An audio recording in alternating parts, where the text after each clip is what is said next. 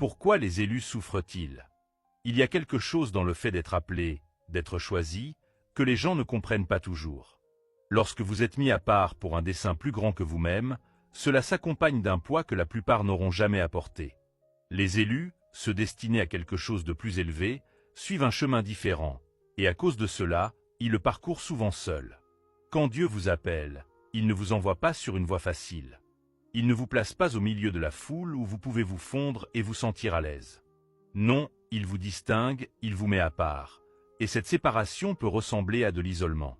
Cela peut donner un sentiment de solitude, de rejet, comme si vous n'aviez votre place nulle part. Mais laissez-moi vous dire quelque chose. Vous n'étiez pas destiné à appartenir là où vous êtes appelé à diriger. Le fardeau d'être choisi est lourd. Cela signifie que vous voyez les choses différemment, que vous entendez ce que les autres n'entendent pas, que la vision en vous, le feu qui brûle dans votre esprit, vous mettra sur une voie que les autres ne peuvent pas comprendre. Vous essaierez de l'expliquer, et ils vous regarderont comme si vous parliez une autre langue. Vous essaierez de les emmener avec vous, mais ils ne voudront pas venir. Et c'est là que la douleur commence, car être choisi ne vous sépare pas seulement du monde, mais souvent aussi des gens que vous aimez. Certains d'entre vous savent exactement de quoi je parle. Vous avez eu des moments où vous vous êtes senti complètement seul, vous demandant pourquoi personne ne semble vous comprendre.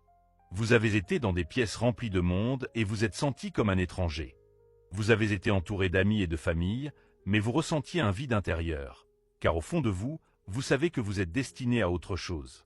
Mais voici ce que vous devez comprendre. Ce sentiment n'est pas une erreur. Cette solitude n'est pas un hasard. C'est un signe que Dieu fait quelque chose en vous qu'il ne fait pas chez tout le monde. Quand vous êtes choisi, vous ne pouvez pas vivre comme tout le monde. Vous ne pouvez pas penser comme tout le monde, ni vous comporter comme tout le monde. C'est pourquoi vous ne vous intégrez pas, pourquoi vous avez du mal à vous connecter. Ce n'est pas qu'il y a quelque chose de mal chez vous, c'est qu'il y a quelque chose de différent en vous.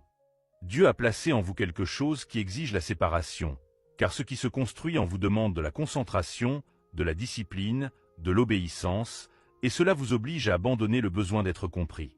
Certains des plus grands hommes et femmes de Dieu ont été isolés avant d'être élevés. Regardez Moïse, élevé dans la maison de Pharaon, mais n'appartenant pas vraiment à eux, appelé à guider son peuple, mais rejeté par eux au début. Regardez Joseph, à qui Dieu a donné un rêve, mais qui a été vendu par ses propres frères. Regardez David, oint comme roi, mais renvoyé dans les champs à maintes reprises. Le schéma est le même. Avant que les élus ne puissent entrer dans leur destinée, ils doivent endurer la solitude qui vient avec le fait d'être mis à part. Et cette solitude, elle vous brise, elle vous humilie, elle vous met à genoux. Mais ce bris est nécessaire, car lorsque Dieu vous prépare, il doit enlever tout ce qui n'est pas destiné à vous accompagner. Les relations qui n'étaient destinées qu'à une saison, les habitudes qui ne servent plus votre dessein, les distractions qui vous empêchent d'entendre sa voix. Parfois, la seule façon pour lui de le faire est de vous éloigner de tout et de tout ce dont vous pensiez avoir besoin. Je sais que c'est dur. Je sais qu'il y a des nuits où vous vous demandez pourquoi Dieu a placé un tel fardeau sur vos épaules. Je sais qu'il y a des moments où vous voulez abandonner, où vous pensez que vous n'êtes peut-être pas assez fort pour cela. Mais je suis venu vous dire aujourd'hui que vous l'êtes. Vous avez été créé pour cela. Vous avez été choisi pour cela. Et si Dieu vous a appelé, il vous donnera la force de le porter. La solitude n'est pas la fin de votre histoire, c'est le début. C'est le feu purificateur qui affine votre dessein. C'est l'espace où Dieu parle le plus clairement. C'est le terrain de préparation pour quelque chose de bien plus grand que vous ne pouvez l'imaginer. Alors, ne luttez pas contre cela, ne résistez pas. Embrassez-le, car lorsque le moment viendra, lorsque Dieu dira qu'il est temps d'entrer pleinement dans votre appel, vous regarderez en arrière et réaliserez que la solitude n'était pas vraiment de la solitude. C'était Dieu qui marchait avec vous, vous façonnant, vous préparant, afin que lorsque vous serez envoyé, vous soyez prêts. Le rejet, une préparation, pas une punition.